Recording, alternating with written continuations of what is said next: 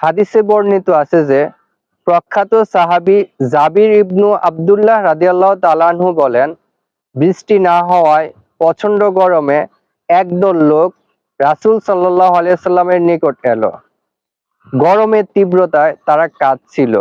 তখন আল্লাহর রাসূল সাল্লাল্লাহু আলাইহি সাল্লাম তাদের জন্য এই বলে দোয়া করলো যে, আল্লাহুম্মা আসকিনা গায়সান মুগীসান মারিআন নাফিআন গায়রা দাররিন আজিলান গায়রা আজিলিন।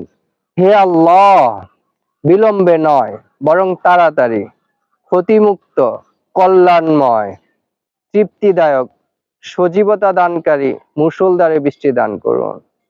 বর্ণনাকারী বলেন, তখন আকাশ তাদের উপর মেঘাচ্ছন্ন হয় এবং বৃষ্টি হয়। সুবহানাল্লাহ। আবু দাউদ, হাদিস 1169।